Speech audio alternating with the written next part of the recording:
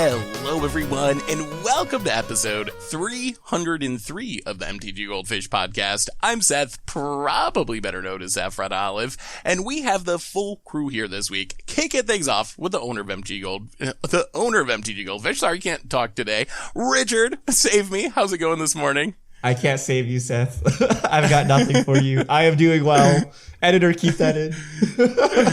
That's good. You're doing better than I am because you said all those words properly. So off to a good start this morning. And we also have another co-host in Crim, champion Crim, I guess we might say after this weekend. How's it going, Crim? It's good. Yeah, like I won the thingy, and on top of that, it's been a pretty eventful weekend, so I'm excited. Yeah, so we actually have no super huge topics this week, but a bunch of smaller topics we want to jump around to. Crim's standard tournament over the weekend. The mocks happened this weekend, Magic Online Championship. There was some interesting Moto drama that took place in that event. We got some, like, pseudo product stuff, like Kaya appearing on Kaldheim packaging, some promos, maybe some new Secret Lair news, and then, of course, answering your fish mail. So that's kind of the overview, jumping around from topic to topic today. But before we get into that, a reminder that this episode of the podcast is sponsored by Spikes Academy, and if you want to learn the strategies and techniques of the best Magic the Gathering players in the entire world, you can visit spikesacademy.com and learn from championship winners how to play Magic at a competitive level. I'm sorry, I started laughing because I was thinking of Crim, and I was going to make a Crim joke, and I was like, wait, then people are going to think Crim's on Spikes Academy, and that would probably ruin it. So let's say non-Crim championship level players, like Reed Duke, and Paulo, some really great Magic players. Spikes Academy also offers one-on-one coaching sessions where you can work with a world-class player on deck building, sideboarding, and whatever else you wish. You can level up your Magic the Gathering game by visiting spikesacademy.com and using the code GOLDFISH at checkout to get 10% off any course you're choosing. So thank you so much to Spikes Academy for supporting the podcast today. And since we're talking about Crim and championships, let's start off with that. Crim, you played a kind of big-ish tournament over the weekend, an invitational tournament that was featured on the front page of Twitch and did pretty well, right? Why don't you share with the viewers how your weekend went and what the tournament was about? So yeah, it was, so I'm a part of an esports org, and, this whole thing got put on by them, and, they invited like tons of players or like a good, like some pretty big names. It was a pretty stacked field. It was a standard tournament. So I, for some odd reason, thought the night before the tournament, that it would be a good idea to not sleep. Mostly just because I couldn't sleep, because tournament nights, nights before tournaments are always just very difficult for me. I'm always like staying up and just like it's hard to sleep. So naturally, I'm trying to sleep, and like 6 a.m. rolls around, and check-in for the tournament is at 7. So I'm just like, all right, well, at this point, we're not sleeping. So I couldn't sleep. Yada, yada, yada, tournament time starts, and I start winning with a Dimir control deck that I kind of just like threw together on stream, and I didn't think I'd get there with it, but it was like pretty funny. I was playing like a bunch of singletons through the deck, right? Like it almost looked like I was trying to build a commander deck in standard. It was cool. Throughout the day, I got to battle, tons of great players, and then top 8. I actually lost my what I thought was my winning in. And I thought I was done, and I was actually about to end the stream, and I was like, all right, everyone, I'm going to bed because I'm exhausted. And like, they're like, wait, hold on. I think you should wait to see what the top 8, is going to be like. And it turns out I was one of the 4 and 2 players that got actually to play in the top 8. And I was like, oh, and here I was about to end my stream and go to bed. So the whole time it was just like, I want to lose and just go to bed, but I can't lose. I can't even do that properly. So right now I have to keep staying up. And, so into the top 8 I go. And the field was actually kind of good matches. I kind of prepared for a lot of Gruul and a lot of creature-based decks, outside of rogues. So as long as it wasn't a rogues matchup, the deck seemed to have performed extremely well. not only dropping like on stream at least maybe like 2 to 3 matches to Gruul. So that was perfect. And I was even able to beat Yorion, all that stuff. And like a card that tested really well for me was Midnight Clock. And yeah, like Midnight Clock was just a card that allowed me to like fire off all my spells, cycle all my Shark Typhoons, and not really care because I knew I was getting it back. Especially when like the amount of times I beat rogues with Midnight Clock. So it was nice to have that. And then top 8, it was like me against, right off the bat, it was me against it was up against Gruul, the opponent that I actually lost to in the last round. And I was like, darn it, this is the one time my deck decides to lose to Gruul, right? And I took a greedy line and I got punished, and I deserve it. And then I was like, okay, cool, top 8, I won't play greedy. I actually got lucky and I beat Shoop. You also might know Shoop from the top 8 of the Mythic Invitational. And then after that, I got paired against Holy Diva, and then they were on Teamer Ramp, and I also I feel like pretty lucky there, and I beat them. And then it was finals time, and this is where it got shaky for me because finals was against Andre Strashki, and Andre already destroyed me at one invitational. So I wasn't feeling too hot the second time around, right? But I'm like, okay. And of course, Andre is on Rogues, my worst matchup. So if you actually go look it up on the Fade to Karma like Twitch channel, you can actually see the top 8 get played out. Andre and I's matchup is like really good. Like it is just a really good game of Magic.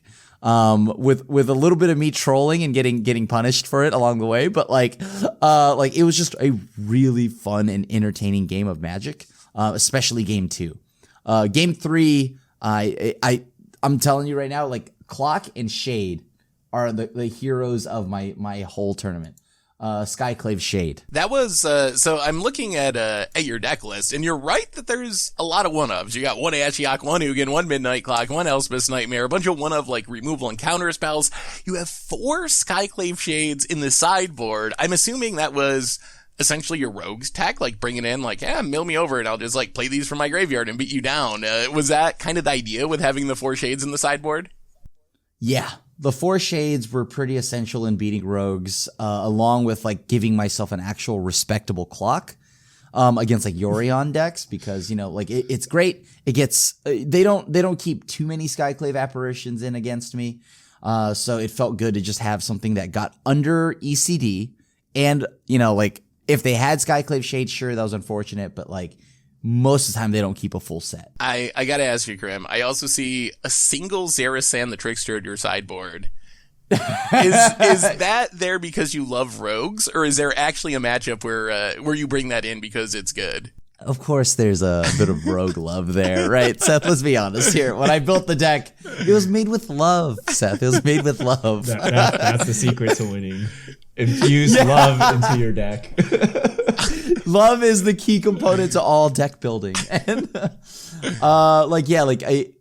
I did have a plan for it, and it was so that I can kind of bring it in as a flash threat in like the slower matchups that don't expect me to have anything. I kind of become this blue-black semi-aggro-ish deck, I guess. It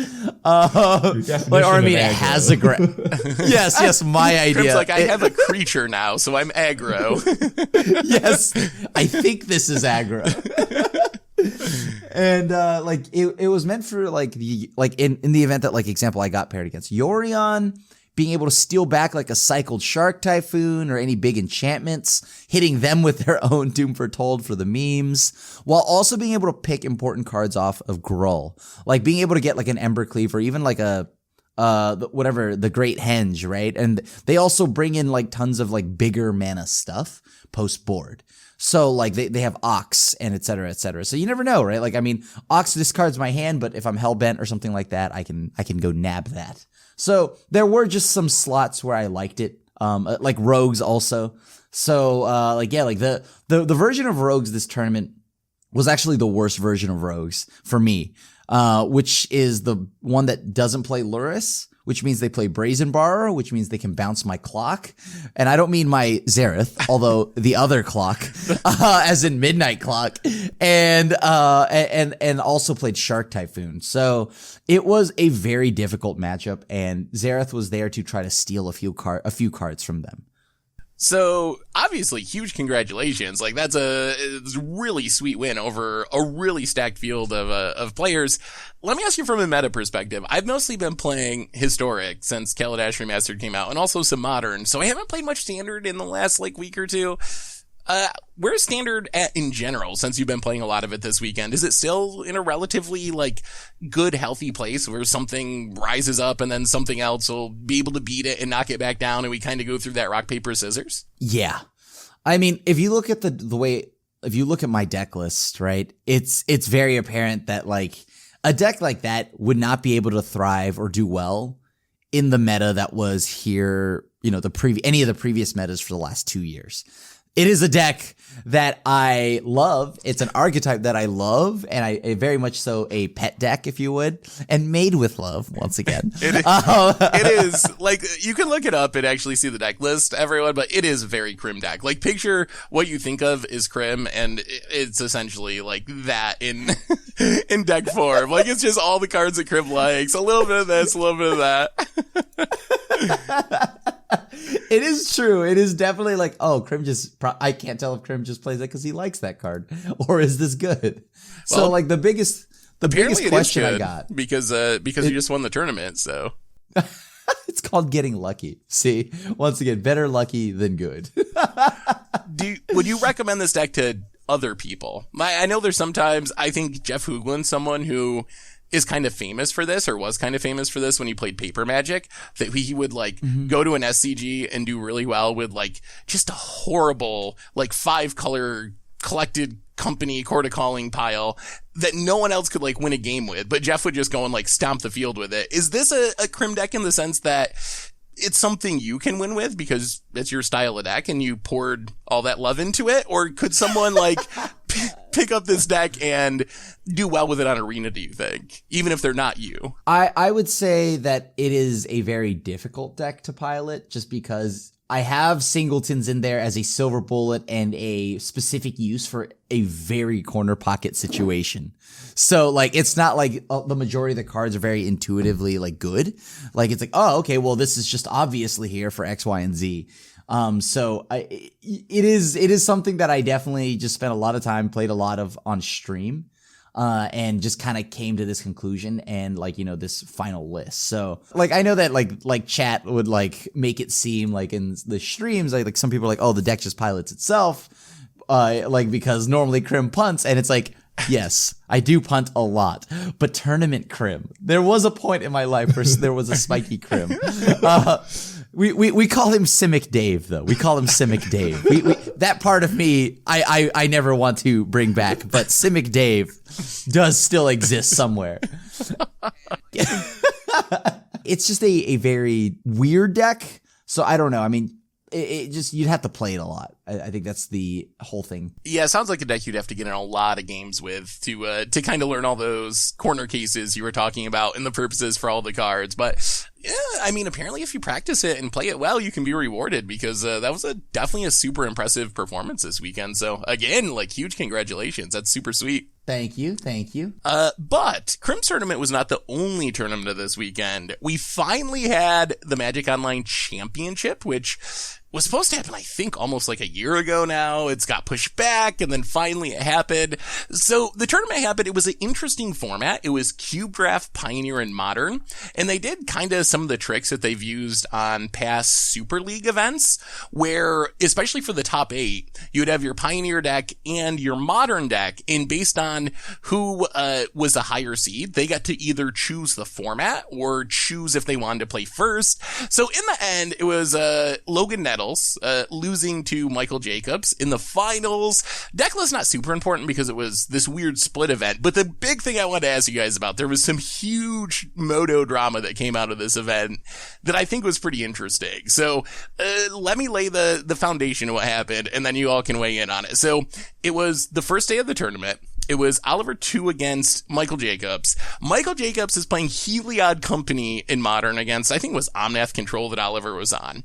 But Michael Jacobs, he assembles the Infinite Life Heliod Spike Feeder combo. So rather than clicking through Infinite Life, which takes a while on Magic Online, the players agreed that they would just pretend that Michael Jacobs had Infinite Life. So essentially Oliver wouldn't try to win with damage.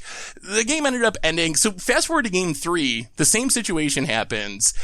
Michael has Infinite Life. The clocks are running down and Oliver untaps and just like swings in with a huge board full of Field of the Dead tokens and kills Michael Jacobs, violating the gentleman's agreement of pretending like he was an Infinite Life. It ended up with both players like apologizing to each other. In the end, Oliver went to the judges and like got the results overturned. So officially Michael Jacobs won, even though he didn't really win. But what do you think about this whole gentleman's agreement thing on Moto? Like, is that binding? Is it cheating to violate the agreement? Is it even worth it to have agreements like this in tournaments, or should people just have to play their deck? And if you're playing a combo deck, the downside is you got to take a lot of clicks and it's going to eat up a lot of your clock. What do you think about this whole like ridiculous gentleman's agreement situation? Yeah. That's a scumbag move, man. Like, okay, here's the deal, okay?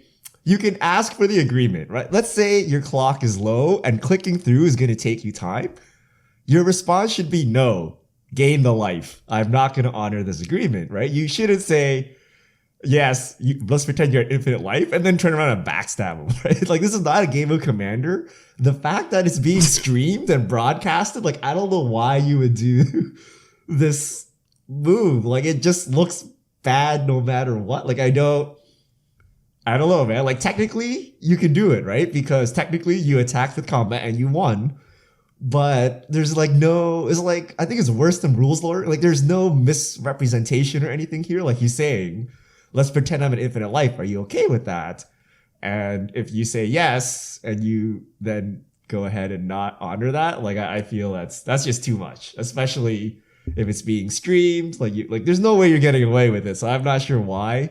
The only explanation is you forgot and you clicked through attacks by accident, right? But I don't know, man. It's a weird move. I don't know what you would expect the outcome to be outside than like internet outrage. Yeah. I mean, that's pretty much kind of like how I would look at it. Like, I mean, normally I would also say that I'm not gonna like, I wouldn't agree to anything. Like, show me the infinite, Yeah. I would say do all of that. So like, but the fact that there was some kind of verbal agreement, I think that I would honor that. Like, right. Like, I mean, why wouldn't I? Yeah. So, I think the unfortunate part for Oliver, the whole situation, is it was all being streamed and it was agreed to in the chat. So of Moto. So there was actually like a written record of it wasn't even like an implied verbal agreement. Like, all of chat could see the agreement in the text box on Moto. So once the backstabbing occurred, people just lost their minds and everyone was just flipping out about it. That's that juicy esports drama I feel you that's want, like though, career right? ending, Oh, though, right? Like, and I don't know, man. I feel the damage to reputation is not worth. Let's say he gets away and like wins this event somehow, right? Like, that's not worth the damage to your reputation in like such a community, right? Like, to be known as like the cheater or some not even cheating, right? Like tricking someone, right? Like, I don't know, man. It's just too much, right? And then like, we're all Moto players. We know how clunky it is to like do the stupid loops, right? Like, if you really want, like, just say no and make them like click and gain like 1,000 life, right? Like, that could be a strategy, right? If you want to play a combo deck, you need to do your combo efficiently to save clock, right? And if you run out of clock, that's your problem. I think that's a fair line to take, right? But to say, go ahead and then just like backstab, I think it's iffy. Yeah. I think that's the big takeaway. Like, I think it's perfectly within both players' rights to ask for some sort of agreement to avoid going through the combo. But I think in that context of a $250,000 tournament that is like pretty high EV and very competitive, I also don't think it would be wrong to just be like, oh, no, sorry, like, you chose that deck, we're going to play it, you know, the way you got to play it on Moto. So I don't think you would feel like you would have to agree to that. I think in a random, like, league or something, or a more casual setting, I would definitely encourage people, just for the sake of, like, both people's sanity, to shortcut things when possible, because I think both players lose when someone has to click through, like, a combo for 10 minutes. Like, you're losing 10 minutes off of your life, too, that you could be doing something more productive with. So in, like, more casual settings, I definitely would encourage people to do it, but I was kind of surprised that they would have such an agreement at such a competitive event. I do think, like, it's important to point out, Oliver did apologize and essentially just say that, like, he was wrong, he made a mistake, so that is what you want to see from someone who makes a mistake. I'm sure some people are still going to hold it against him, and probably rightly so. But at the same time, like, it wasn't technically cheating. It's definitely like in a very extreme form of rules lawyering, I think, in my opinion. But it wasn't like against the rules of Magic technically, which is part of what makes it a really weird situation. Like if it was obviously against the rules cheating, then I think you would definitely suffer a huge hit to your reputation, probably end up getting banned and all that stuff. But since it wasn't technically cheating, I don't think there's any risk of Oliver being banned for it. I think people maybe will view him differently now, and rightly so. But what a just weird thing to have happen at a $250,000 tournament. I mean, when you start, I guess, you know, sometimes when there's that number being thrown around of like prize money, you can get blinded by that in the heat of the moment. But like that, I don't know. It reminded me of Jake. That was the first thing I thought of, is like the early seasons of Commander Clash with Jake, where you would make an agreement with him, and then he would just be like, do the opposite and be like, yeah, I lied. And just like straight up say that he lied. Like it reminded me exactly of something Jake would do. I mean, that's perfectly fine in a game of Commander. Right? That's perfectly fine. A Commander tournament. $250,000 on the line. All right, I'll help you out in this one pod. Boom. So top 10 anime betrayal. Check this out.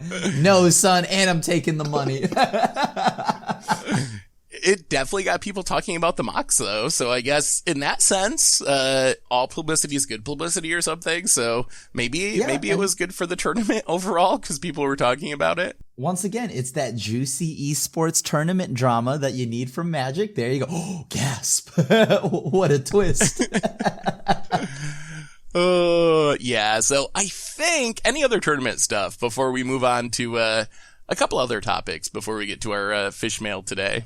All right, let's hit up some other topics kind of quickly. These are, I would say, like pseudo product announcements. Like I wouldn't call them leaks, but they're also not official. So number one, we have, why don't you tell us about Kaya, Richard, actually? Why don't you describe what went down with Kaya and Kaldheim this week? All right. We have a photo of really beat up boxes of Kaldheim, like literally pulled from the trash, like actual trash. Beat up is pretty generous. And the cover of it is Kaya. So Kaya is in Kaldheim. We know this via the dumpster diving picture. I don't know where this came from. But Kaya's there, so I think it's safe to assume Kaya is confirmed for Kaldheim. I'm so excited. I love Kaya, so and I think Kaya is great, especially after the last version of Kaya. I wanted to see more Kaya in standard. So boy, it's gonna be a big Kaya though. Great. It's on the packaging though, so it should be an actual good card, you would think. Like this isn't going to be War of the Spark, where Kaya was like kind of one of the throwaway huge group of uncommon planeswalkers. It seems like Kaya's, if she's on the packaging, probably going to be one of the focuses of the set, which is really sweet because other than the uncommon Kaya, which I know you played a little bit, Crim, at certain points, but that was to get around Veil of Summer. It really, like that one didn't really see any meaningful play, but both of the other versions of Kaya I think are like really unique and pretty powerful, but in the way I want planeswalkers to be powerful, where they're kind of like niche. They're not like Okos that every deck is going to try to splash 4 of, but in the right context, both of the previous Kayas were really good. Yeah. The 3-mana Kaya is amazing. I think that card is super sweet, especially in like the amount of decks I play her in like my modern deck. Played her in my, Pioneer deck, and of course they're all Esper. And the other Kaya before that is great in Commander. So, I'm hoping to see this one come out like as another cool, because they've done a very good job of designing Kaya. I've really liked Kaya. My only comment on this is it doesn't look very Harry Potter-ish. No. That's Strix Haven. Kaldheim is the Viking set. It's the Norse Viking set. Oh, I'm good. Yeah. The worst. That's why she's got those like spectral You're not fans. She has axes spectral axes, to throw at people. This is the Viking set. Oh, I thought this was Harry Potter. No, yeah, I'm so excited for Strix Haven for multiple reasons, because when Strix Haven comes out, I'm gonna make so many jokes. Look, I went back to school, ma. And I was looking forward to Strix Haven, but now after that joke, I'm not so sure. I'm going back to school, ma. I did it. All right, so we still got a little while till Kaldheim. Expecting spoiler season to start, usually for the winter set right after the first of the year, like almost immediately, like January 2nd or something. So that would be like somebody goes dumpster diving some more.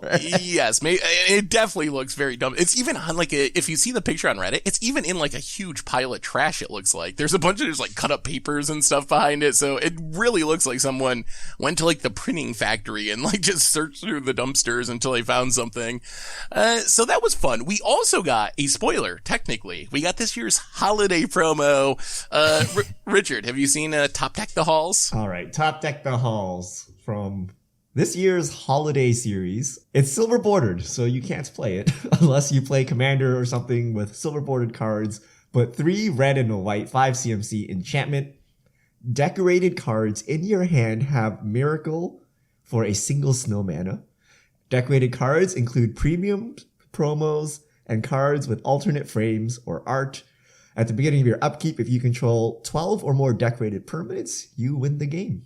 I mean, if you could use silver bordered cards, this is a sweet card. I would actually let friends play with this at least once or twice until we all lose. You get every single broken card miracled for 1 snow mana. Yeah. But it's a cool card. I think it's really fun.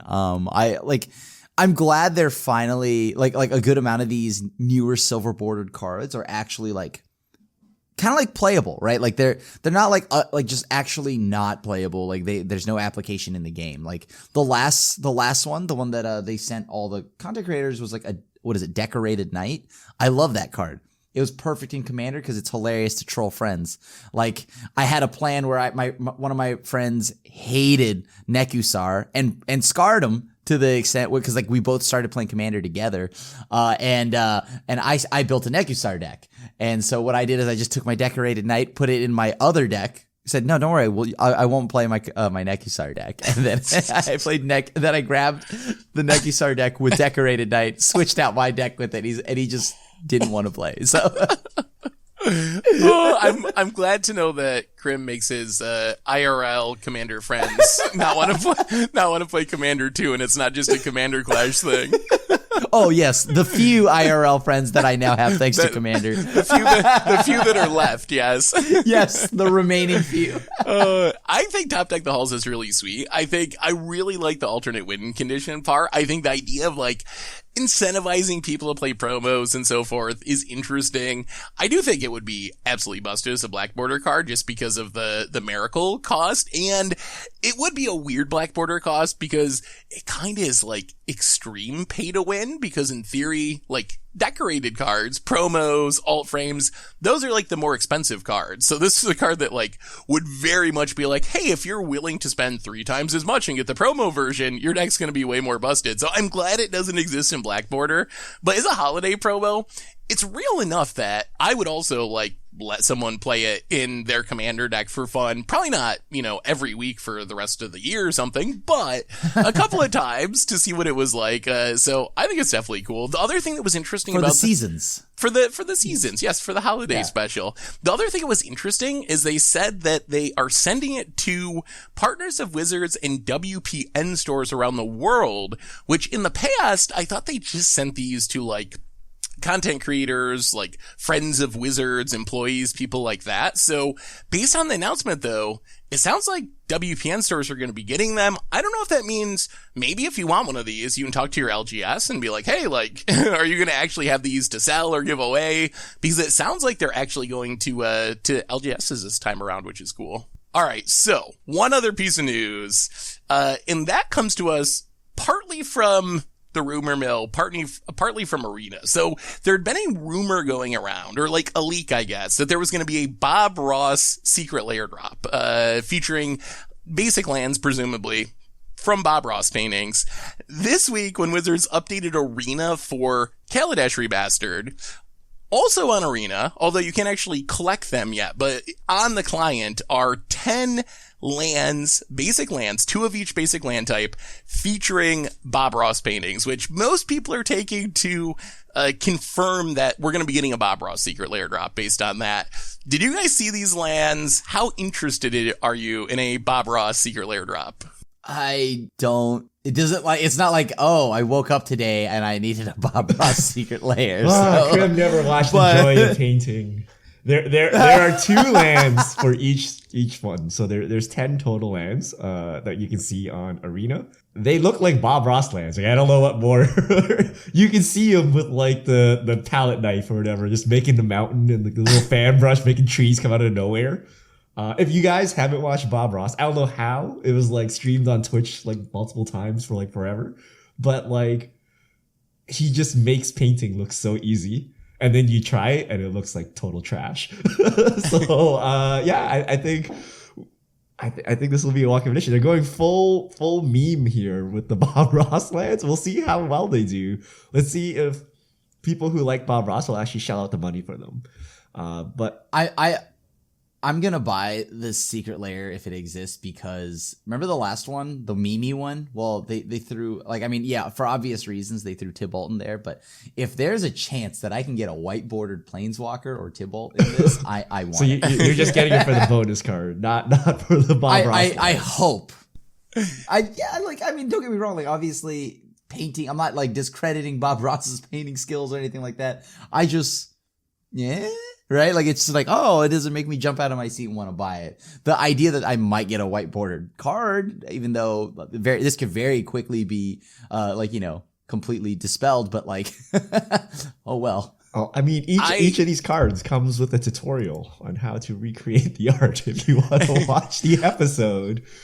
And see how it's actually I was going to point that out, and I'm actually like really excited for this. Bob Ross lands is something I think I asked about getting on Twitter like 6 months ago or a year ago, because I think Bob Ross is really cool and I do like his paintings. But I think maybe the coolest part of these lands is there's a website called 2inchbrush.com, which is all about Bob Ross. It also has like community paintings. You can see the Bob Ross painting and then other people who like tried to paint the same thing by watching it. But the big deal is every episode, I believe, is on this website, and Magic community people have already started like going through the episodes and finding the ones for these lands. So if you want to actually see the art of these lands being created, all those episodes are available online, and you can watch from, I don't even know, like 1980 something, or whenever the actual episode was filmed, the actual like creation of the painting that later became the Bob Ross lands, which I think is like actually pretty cool. I expect these are going to be really popular, and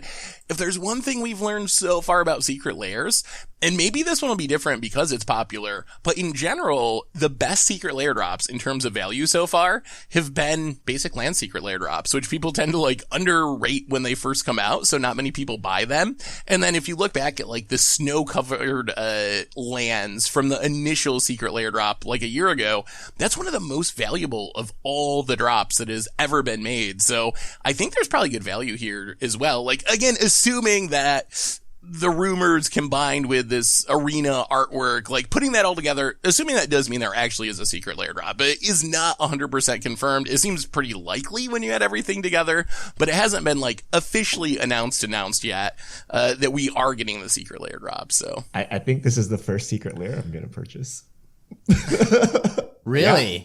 This is the one? That's like, you can't afford Bob Ross art, so you can afford little pieces of cardboard with his art on it. So here you go. Okay. All right. I wonder how much it'll cost. So on one hand, they're basic lands, and players associate basic lands with cheap. On the other hand, it appears like there's 10 of them, which is a lot more than most secret lairs, which could lead to Wizards being like, hey, most of them are 5 cards. Most secret lairs are 5 cards. So this one's 10 cards, so we're going to charge double the price. Give me your prediction. How much will this secret lair drop sell for, assuming it is an actual thing? Ooh. $40. Wait, how much is the Godzilla lands? I believe that was a $30 30 drop. for 5? Yeah. Yeah, I say $40. Yeah, $40. $40 would be seems to reasonable. the spot. I would be fine with $40. I would be a little disappointed if they went like 50 or 60 on the justification, like, oh, you're getting a lot of cards this time. But I think $40 would be reasonable. The only thing that's like kind of a bummer is if you actually want to play a deck full of these lands, you're probably going to actually have to buy a lot of those secret lair drops to get enough basics to actually fill out a deck. I mean, or you just be like me and just play a bunch of singletons. I mix and match all my artwork all the time. Everybody yells at me for it, but I don't understand why. So Richard definitely knows. He's seen my modern decks. You need to get... what you really need to do is just get like 10 or 20 friends to each buy one, and then everyone like get one of the lands, like trade them with each other. So you get all of the certain basic, and everyone has like an actual playable amount of one of the lands rather than like one each of a whole bunch of different ones. But what happens when you decide, hold on, now I kind of want the artwork that I traded away? Oh, that's the curse of the secret lairs. Limited time only, and then they're gone. So, anyway, anything else y'all want to talk about before we get to fish mail? I think those are all the topics that I had on the docket for today. Yeah. All right, Richard. Yeah. I guess fish mail us. All right. If you have questions, send them to @MTGGoldfish with the hashtag MTGFishmail, and we'll get to your questions on air. Crazy Crowleys, when are you going to make a deep dive Brew series video where we watch Seth's thought process as he makes a deck from the ground up called In the Tank? Ooh, I do like that land. I don't know if that would be interesting for people to watch. Like, that's always been my catch. We've built decks on stream a few times where we just kind of like decide on something we want to play and put it together on stream, but I've never actually done a video of it. I don't know if it would be interesting content or not, because sometimes it takes a while. Like, the deck building process is often like, put a deck together, realize that deck sucks, take and change some cards, it gets slightly better, do that for like a few hours, and then eventually end up with a deck. How to actually turn that into watchable content, that's like the hard part, I think, for me. Yeah. I think it sounds more exciting than it actually is in reality. In reality, it's just Seth looking very deeply into the abyss as he like crafts a deck, and he's like, okay, here we go. Yeah, pretty much, yeah. But I do think it's a cool idea. If I could figure out a way to do some version of that I think would make sense for content and actually be entertaining, I would definitely be down for it. I just haven't really figured out how to do it. You could definitely do it, but it would be like at least the way I would see how it would go, but it would require a ton of like production, right? Like, as in the hours of editing and whatnot that would have to make every essentially it would kind of just be in the vein of like an Eric Andre show kind of thing, but with you deck building and like lots of memes would be in there. I don't know, but that's probably just me watching too much Adult Swim. All right. Next up, we have Fu said, how's this for a crazy idea? On Arena, let people play with banned cards in play mode. It's not ranked. It eliminates the feel bad of crafting and getting banned out. Let people use their cards instead of being dead in a collection. What about a no ban queue? The only thing I would worry about with being like, hey, in unranked there's no ban list is, does that mean you're just going to play against like Oko decks and Omnath decks all the time? And like, is that going to push people into that play mode and take it away from the more like casual crowd that it seems designed for? Is it going to be the place for people to play their broken decks if they can't play any place else and just like stomp people that want to play their intro card decks that they get for free or whatever? That would be my worry with doing it that way, but it would be sweet if there was a place you could still play banned cards, because it is a little weird to spend money on cards and on like card styles and all that stuff and then have them end up with some of them where there's literally not any format on all of Arena. I think Teferi's in that place now where like no format that you can play on Arena actually allows Teferi Time Raveler. I mean, it's called historic until they started trying to balance it, right? But I don't think you should allow... Conveniently, they balanced it in the way where all my cards that I liked aren't playable. But they got rid of Veil of Summer too, Crim. So they're trying to be a little fair. Oh, please. There's much more than that. I mean, how is there still an Uro being casted? How are we seeing Nissa? But no, we can't have 3 fairy. No, we can't have that. No, not at all. Crim can't have fun. Yeah, I think they should probably do like timed events, like just unbanned historic or something, like every couple of weeks. But I don't think you should flood the unranked queues. Like the unranked queues, a lot of people play in them. You don't want, their experience to be miserable if it's all filled with like Teferis and Uros and whatnot. So I think that mode should be balanced. Then a lot of people actually play in unranked to prepare for ranked. So I think the two should actually just be the same. I don't think we should. Oh, what if they did this? We can actually make use of the suspended cards.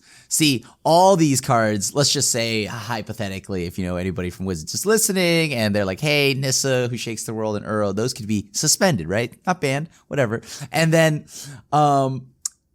every month you could have it as, you could say like, instead of season 342 of Historic, it could be Teferi season. For that month, they unsuspend Teferi or 3 fairy. And then there's just a list of banned cards that they unsuspend, right? There's one card they unsuspend for every month. And then that could be the name of the season. So like Nissa season. Nissa is unbanned this season. And then Veil of Summer is I just wouldn't play this season, but like I mean, I think that's the problem, right? Like what if it's Teferi season, like no one wants to play and Crim is queued by himself. Yeah. Crim versus Bizarro Crim every match, just the two of them battling it out with their Teferis. Veil of Summer season. Are you playing Crim? Once upon a time, Veil of Summer Nissa season. Once upon a time season will be a thing, and I just won't. I could deal with that. I could see that maybe. I don't know. We'll see how I feel about it. But like, my issue is, right? Could that be cool? I mean, I don't know. Maybe at least when it comes to like. Now you have a season, because I don't even know what season we're playing on for Mythic, right? It's just like season 342, right? I don't know. But like it's easier this way to also mark what season you're playing in. So. I do like the special event idea. I don't know if I'd want like actual like competitive quote unquote historic to have a different ban card every season, but I do think that could be like a fun special event. I always wonder why Wizards hasn't found a way to do like kind of like Tavern Brawls on Hearthstone. I always when I played Hearthstone a little bit, I would play a lot of the Tavern Brawls, and some were better than others, but some of them were like really fun, and they're just like weird, wacky formats. I feel like Wizards could do more with that. They do it a little bit with like occasionally having Momir or like Omniscience Draft, but I feel like you could have those running kind of like Hearthstone does, where there's one every week that's always running for the entire week rather than once in a while on the weekend or something. And then that would be a cool place to do Teferi Unbanned Historic or whatever. So yeah. Next up, AJ Hewitt. Would you be happier if Jeweled Lotus read tap, sacrifice, add 1 mana of any color for each time a commander has been cast this game? Wait. What was the text on that again? Add 1 mana of any color for each time a commander has been cast this game. So I guess that counts your commanders and everyone else's commanders. So that would keep it from being like turn 1, play my commander, essentially, because no one would have played their commander at that point. But it would power up throughout the game. So in the late game, it would kind of be cast your commander once for free, more or less. Yeah. So essentially, it's a free commander in the late game, and obviously not great in the early. That could be interesting, right? I don't think it's like broken by any means. I mean, it's a dark ritual for like later in the game, but I think that's the problem with all these like Lotus cards. Either they're insanely broken or they're like not playable. And either one is not good, right? Like you want them to be playable, but you don't want them to be game warping.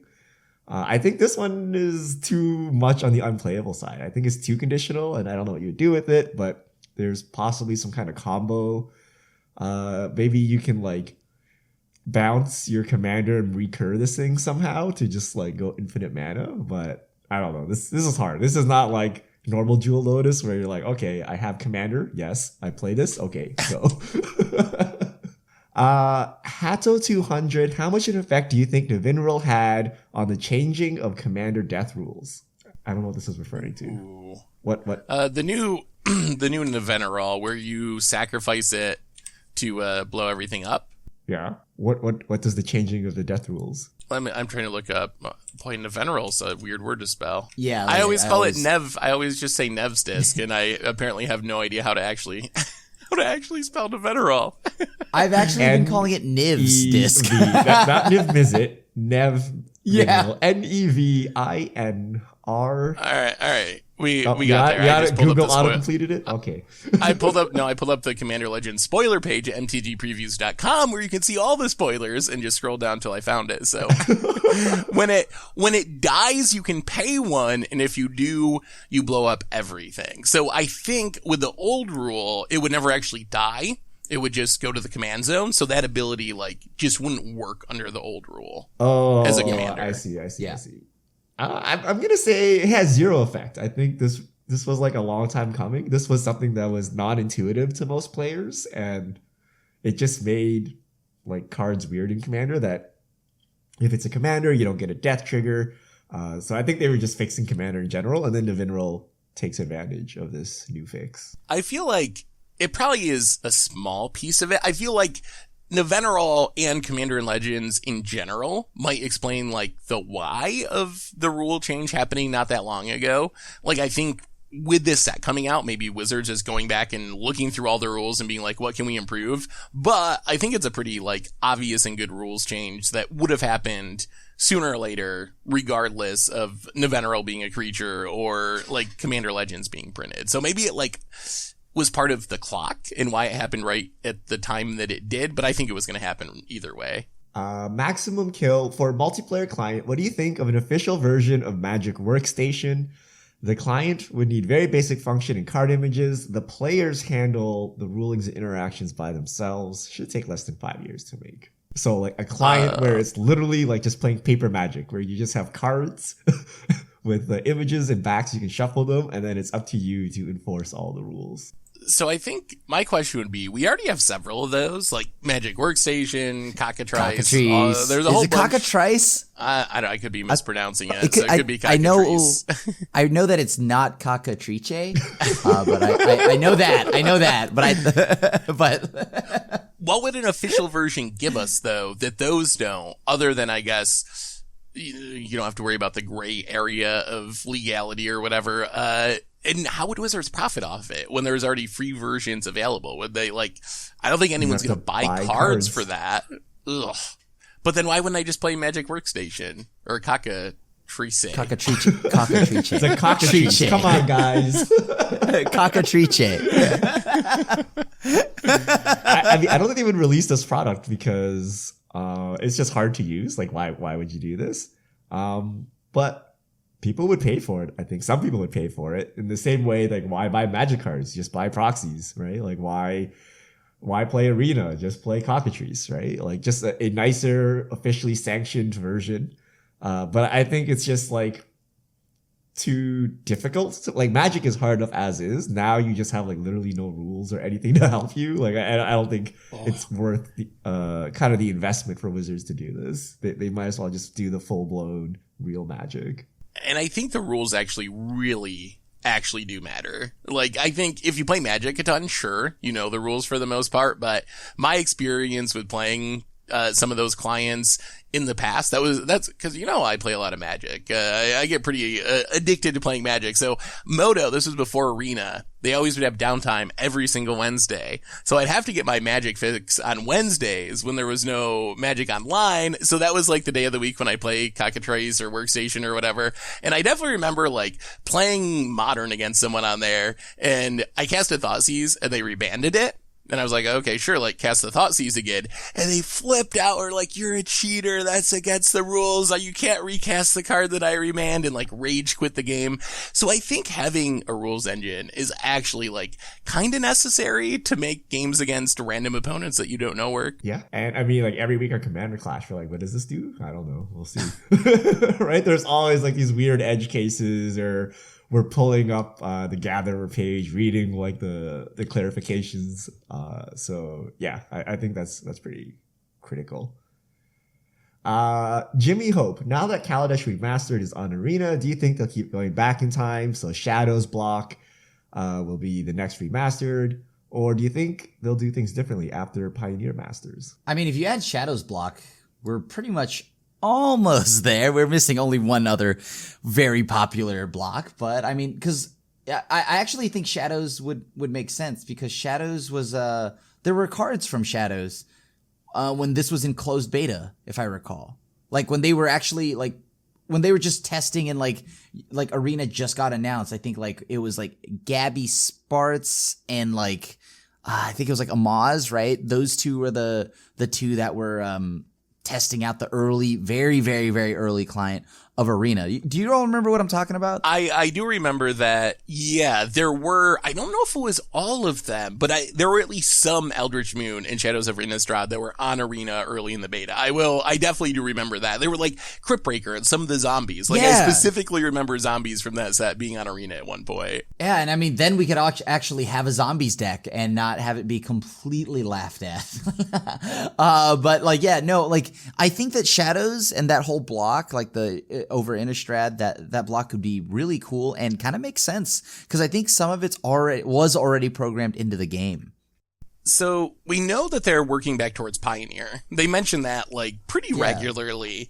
So we have Shadows block. That would be the next one. Then there's Battle for Zendikar. There's Khans, Theros, and Return to Ravnica. So there's still several blocks to go to actually have all the Pioneer sets. I wouldn't be surprised if Wizards' plan is to keep working backwards, as they have been, while also supplementing with master sets, which hopefully will be where some of the cards that are missing from the master set, or missing from the remix sets or remastered sets, will actually show up. Because obviously, if you're taking 3 blocks that are 750 cards and kind of like boiling that down to a 250-ish card set, you're not going to be able to include everything. So there are a few cards that have stuck out from some of the remastered sets that haven't shown up in the client, and we still will probably need for Pioneer. So that'd be my guess. Like, keep working backwards with remasters while also throwing in masters sets to fill in the gaps. It's safe to say, like, example, this time around, we all know why Walking Ballista wasn't added, right? Like, Heliod's already in the format. But yeah, like, I hope they do these remasters soon. Just next time, don't leave out my jank cards like Battle at the Bridge. I was trying to build an improvised deck this weekend, and I realized that's not on the... Why did that not get added? That's a card that has actually seen some modern play. Like, obviously very fringe, but that is a card that is playable enough that I would definitely argue that it should be on the client to have full Pioneer, quote unquote. So yeah, I'm hoping that that's where the master sets will fill in. I think what I'm afraid of is that we end at a point where we have like semi-Pioneer, where we have Pioneer, but then there's like cards that are missing. And I think that would be like a pretty disappointing ending. Like, to me, that's not Pioneer. I think, sure, you don't have to put on every variation of Disenchant, because every set has one. Most of them are strictly worse. They are no reason to actually play them.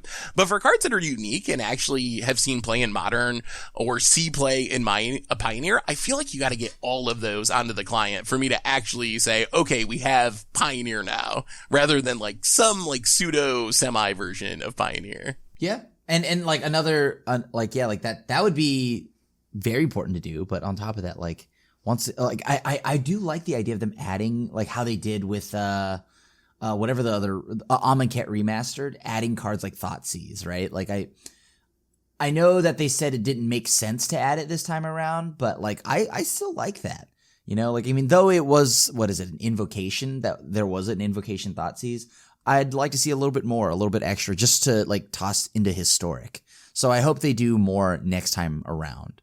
Yeah, I think that's kind of important because it's a way to keep Pioneer and Historic different. And I feel like if they're going to put them both on the client, they're going to have to be different. I'm actually at this point wondering if people will even switch to Pioneer. I think people play it to some extent, but I'm almost wondering if Historic will remain the more popular format on Arena. But I think either way, they do need to make sure those formats feel different, and adding cards that are not legal in Pioneer, like we saw with the Masterpiece cards in the past, like that's an easy way to make sure that the two clients have their own, or two formats have their own identity. Telling you, ensnaring bridge into Historic. Blood Moon, please. Yes. Blood Moon, yeah. Oh yeah, Blood Moon, please. And also ban all enchantment removal. So this way, ramp decks can't ever respond to it, and except for Ugin, and then that I'm okay with. So I'm actually going to say I hope they don't do Shadows block, and I hope they don't do this because one of the big concerns when Pioneer was announced is like, how are you going to acquire all the cards? And so far, Wizards is like, you're going to buy all the sets, right? We're going to release every set and you're going to get every single card. That's making it super expensive, right? Like I keep getting these bills from Seth of like buying new Arena cards, right? And it's just like, and me. Yeah. We're like, why do we have to keep buying cards? And like, I don't know, it just doesn't feel good, right? It's just like buying cards just to like play a deck rather than like getting a shiny foil or something like that, right? Like, I feel it doesn't bring that same joy. So the fact that this is getting super expensive and we're not even like there yet, that we have to literally buy every single card and four of every single card. So I really dislike that. And I was hoping they'd actually come up with a real solution. Like, if we want to play Pioneer, how can we build a Pioneer deck without literally owning everything, right? And imagine if they put like Modern on Arena. You got to buy like every single Magic set for the past like 10 years now. Like, it's just not good. And I just hope they like actually start addressing it rather than just releasing a set at a time. And you have to buy it. Like, you have to buy the standard set. You have to buy some remastered sets. Whatever special edition comes out. Like, there's just too much stuff to buy. It's like getting really expensive. The supplemental sets are definitely the worst too, because you don't get the cards typically as like reward packs. You don't get them as much as individual card rewards. So pretty much like, you gotta just buy a ton of packs and then use a ton of wild cards if you want to get Kaladesh remastered cards or whatever. So yeah, I've definitely, I'm super lucky that I get to send Richard the bills, but still, I feel a little bad about it because I'm like, boy, this is actually like, this is getting pretty expensive. I think to do what we do, it's probably well over $1,000 a year at this point with the amount of supplemental sets combined with the 4 big standard sets. I would assume it's a little over $1,000 a year that we end up spending on Arena, which is kind of an insane amount compared to Magic Online, where you can pay 3% a week or whatever of your loan balance and not actually spend a ton of money at all and play whatever you want. Yeah, I feel Magic Online, like we barely ever buy cards, even before we could borrow cards, because you only needed to buy the cards like you needed, right? You didn't need to buy like the entirety of the set, right? And then as cards got popular or whatever, you could actually just sell them and recoup money. But Arena is just like this constant drain, and they keep giving us more product we need to buy, and we're just like, make it stop. Make it stop. Like, I just like Modern. Can you imagine like trying to play Modern on Arena? Like, congrats. And please collect 30 sets, 4 of each. Okay, yeah, like, well, with Modern though, I feel like that's way like that's why I don't think Modern can exist on Arena. But like Pioneer, like, yeah, like it'll be still expensive, like very expensive. But like Seth mentioned, that's only like what, 4 more blocks? Yeah, we're getting there. Probably, I think there's 4 more blocks and then some number of master sets, I would assume. But then that doesn't include like Jumpstart and some of the other stuff. So if you want to stay up with Historic, then you kind of got to get some of those cards too. So it'll get better once they backfill the rest of the Pioneer sets, but you'll still have like the random Historic focused supplementals that you'll have to get too. So boy, it is expensive. And we're talking about this from an extremely like privileged content creator perspective where, you know, this is something we have to do for our jobs more or less. It's got to be 100 times worse for someone that just wants to play like a cool historic deck or pioneer deck on Arena and doesn't have the justification of like, oh, I'm making a YouTube video or, oh, I'm using this for a stream. Like, how does the average player actually play those formats? Like, that's a lot of money for the average player to put out to be able to play pioneer or historic on Arena. Yeah. I mean, like, oh my gosh. Can't even, like, it's dipping into my secret lair money. What about all the tabletop products I need to buy too? All right, last question. Rob Boville, more Fatal Scoops playmats when? Soon, TM. Soon, TM. We're restocking Fatal Scoops, so Fatal Scoops making a comeback. That's all the time we have for fish mail this week. Thank you to everyone who sent them in. If you have questions, send them to @MTGGoldfish with the hashtag MTGFishmail, and we'll get to your questions on air. And I believe that brings us to the end of episode 303 of the MTG Goldfish podcast. So, Richard, Crim, thanks for hanging out. Thanks to everyone for listening. Thanks to Spikes Academy for supporting the show. And we will be back next week to talk about whatever goes down in the world of Magic. So until then, have a wonderful week, everyone. And this is the crew signing out.